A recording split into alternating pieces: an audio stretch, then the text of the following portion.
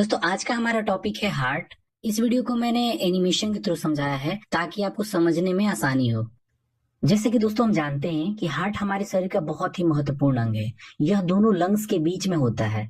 Heart का आकार मुट्ठी के समान होता है और इसका जो वजन है वयस्क पुरुषों में लगभग 250 से 350 ग्राम तथा जो वयस्क महिलाएं होती हैं उनमें 200 से 275 ग्राम के बीच में होता है। हार्ट की वॉल 3 लेयर से मिलकर बना होता है। फर्स्ट पेरिकार्डियम, सेकंड मायोकार्डियम और जो थर्ड है वो एंडोकार्डियम। मतलब इसके 3 लेयर होते हैं। हार्ट चारों ओर से एक मेम्ब्रेन द्वारा लिपटा रहता है। इस मेम्ब्रेन को ही हम क्या बोलते हैं? पेरिकार्डियम। देखिए सेकंड जो है मायोकार्डियम, हार्ट की दीवार की जो मसल्स होती हैं उनका मिडिल लेयर है। और जो एंडोकार्डियम है वो टिश्यू की इनर लेयर है, मतलब अंदर की लेयर है जो हार्ट के चेंबर को रेखाबद्ध करती है। एंडोकार्डियम वॉल्व्स तथा हार्ट चेंबर को सुरक्षा प्रदान करता है। हार्ट कंटिन्यूअसली सिकुड़ता और फैलता रहता है। इस एक्टिविटी को करके यह शरीर के सभी हिस्सों में ब्लड वेसल्स द्वारा ब्लड भेजता रहता है। तो चलिए अब समझते हैं कि ये कैसे काम करता है। तो देखिए जो हमारा हार्ट है वो एक तरह से पंप जैसा वर्क करता है और इस हार्ट रूपी पंप के 2 भाग होते हैं, एक राइट और दूसरा लेफ्ट। ये दोनों भाग मसल के पर्दे द्वारा एक दूसरे से अलग रहते हैं। इस पर्दे को सेप्टम बोलते हैं। इसके कारण लेफ्ट भाग से ब्लड न तो राइट भाग में जा सकता है और न ही राइट भाग से ब्लड लेफ्ट भाग में आ सकता है। सारे शरीर का अशुद्ध जो ब्लड होता है वो वेंस द्वारा राइट पार्ट में पहुंचता है और यहीं से लंग्स में आता है। लेफ्ट पार्ट लंग्स से शुद्ध ब्लड को लेकर पूरे शरीर में पहुंचा देता है। हार्ट का जो इनर पार्ट होता है वो 4 चेंबर में डिवाइड होता है, 2 ऊपर के चेंबर और 2 नीचे के चेंबर। ऊपर के भाग को जो ब्लड को लेता है उसको एट्रियम बोलते हैं और उसको हिंदी में आलिंद कहा जाता है। और जो नीचे के पंप करने वाले जो भाग होता है उसको वेंट्रिकल कहते हैं, जिसको हिंदी में नीलय बोलते हैं। इस तरीके से हार्ट में 2 एट्रियम और 2 वेंट्रिकल होते हैं। एट्रियम को ब्लड पंप संबंधी बहुत कम कार्य करना पड़ता है, इसलिए इसकी मसल्स जो होती है वो पतली होती है और जो वेंट्रिकल की जो मसल्स होती है वो मोटी और मजबूत होती है, क्योंकि यह ब्लड को अधिक प्रेशर से पंप करता है। जो ब्लड वेसल्स शरीर का कार्बन डाइऑक्साइड युक्त ब्लड वापस हार्ट में लाती है उन्हें वेन्स कहते हैं। ये काम 2 वेन्स करती हैं, जिन्हें ऊपर की सुपीरियर वेना कावा तथा नीचे की इंफीरियर वेना कावा कहते हैं।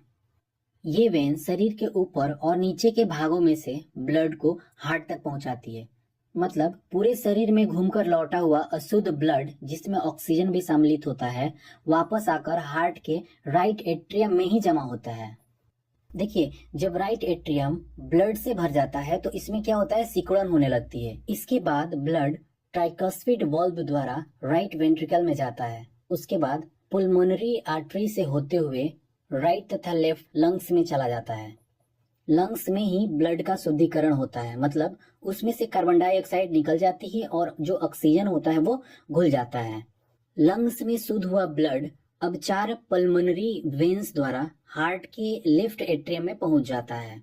लेफ्ट एट्रियम के सिकुड़ने पर जितना भी ब्लड होता है वो माइट्रल वाल्व द्वारा हार्ट के लेफ्ट वेंट्रिकल में चला जाता है। जब लेफ्ट वेंट्रिकल सिकुड़ता है तो ब्लड अओर्टा में और इससे निकलने वाली सब ब्रांचेस द्वारा शरीर के प्रत्येक हिस्से में पहुंच जाता है। ब्लड सर्कुलेशन का जो यह क्रम है वो जीवन भर चलता रहता है, बिना रुके या बिना थके। चलिए अब हार्ट के हम वॉल्व्स के बारे में बात करते हैं। तो देखिए ब्लड फ्लो की डायरेक्शन को ठीक रखने के लिए हार्ट के दोनों ओर 2 वॉल्व होते हैं। एक एक वॉल्व एट्रियम और वेंट्रिकल के बीच में होता है, जिसमें 3 मुंह वाला यह बल्ब को हम क्या बोलते हैं, ट्राइकस्पिड बल्ब, जो राइट साइड में होता है, तथा माइट्रल बल्ब जो लेफ्ट साइड में होता है।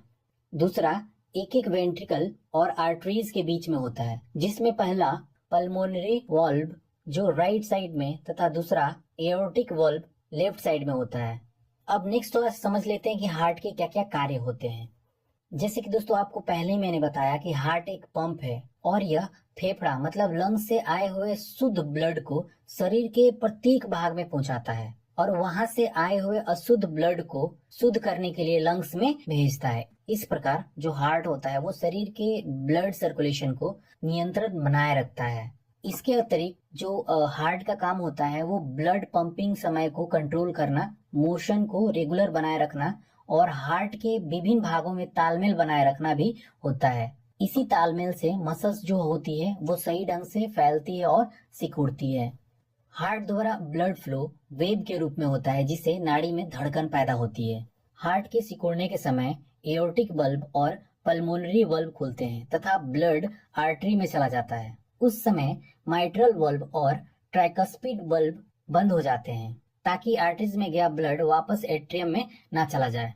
सिकुड़ने की इस क्रिया से धमनियों में जो ब्लड का प्रेशर जो होता है वो बहुत ही अधिक हो जाता है। इस प्रेशर को सिस्टोलिक प्रेशर कहते हैं।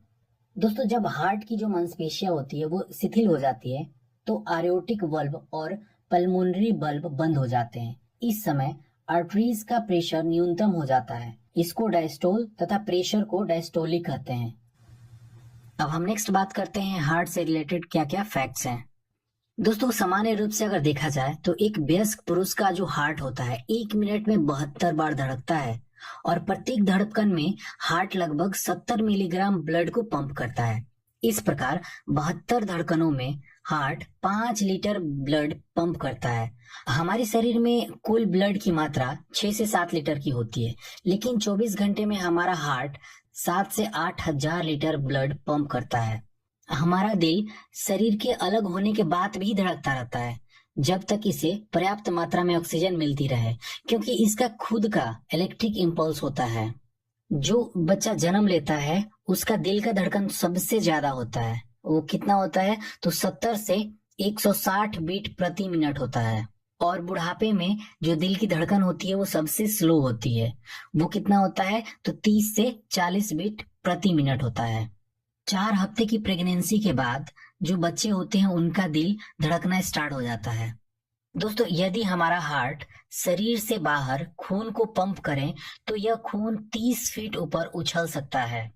दोस्तों, हार्ट की धड़कन का रुकना कार्डियक अरेस्ट कहलाता है, जो एक गंभीर इमरजेंसी की स्थिति है। यदि इस पर ध्यान न दिया जाए तो कार्डियक अरेस्ट के कुछ ही मिनटों के बाद मृत्यु संभव है, क्योंकि ब्रेन को ऑक्सीजन की आपूर्ति की आवश्यकता होती है। यदि यह आपूर्ति लंबे समय तक रुक जाए तो मृत्यु भी संभव है।